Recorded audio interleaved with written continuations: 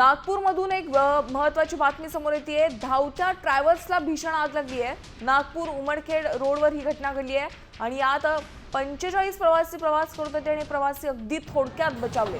नागपूर उमरेड मार्गावर VIT college ते उकळवाही Hattie या दरम्यान खासगी ट्रॅव्हल्सला अचानक आग लागल्याच्या घटनेनं एकच खळबळ उडाली आहे। दरम्यान यावेळी बसमध्ये एकूण 45 प्रवासी प्रवास करत होते। सुदैवानं सर्वजण वेळीच बाहेर पडल्यानं मोठी जीवितहानी टळली आहे।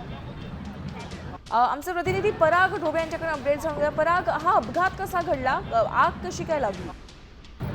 खरंच तर 45 प्रवासी या ट्रॅव्हल्स मध्ये होते आणि हे ट्रॅव्हल जात असताना अचानक शॉर्ट सर्किट झाला आणि त्यामुळे आग लागल्याचा प्राथमिक अंदाज जो आहे तो व्यक्त केला जात आहे। मात्र इतक्या मोठ्या प्रमाणात प्रवासी असताना वाहकाने आणि चालकाने सुद्धा वेळीच या सगळ्याकडे लक्ष दिलं आणि लगेच प्रवाशांना खाली उतरलं आणि त्यानंतर आपण पाहू शकतो कशा पद्धतीनं आगीनं भडका घेतला ना अक्षरशः पूर्ण बस जे आहे त्या आगीच्या लोढा उठताना आपल्याला पाहायला मिळतं। त्यामुळे मोठी दुर्घटना खरं तर या सगळ्यामध्ये टळलेली आहे। मात्र या सगळ्या मागे शॉर्ट सर्किट कशामुळे झालं या सगळ्याचा शोध घेणे गरजेचं आहे, जेणेकरून भविष्यात अशा पद्धतीचे अपघात झाल्यास प्रवाशांचा जीव धोक्यात पडणार नाही। नक्कीच, धन्यवाद पराग या सविस्तर माहितीसाठी। आपण नागपूरमधली दृश्य पाहतोय। नागपूर उमरेड रोडवर ही घटना घडलेली आहे। एका खासगी बसला या खासगी ट्रॅव्हल्सला भीषण आग लागली आणि अगदी थोडक्यात 45 प्रवासी वाचलेले आहेत।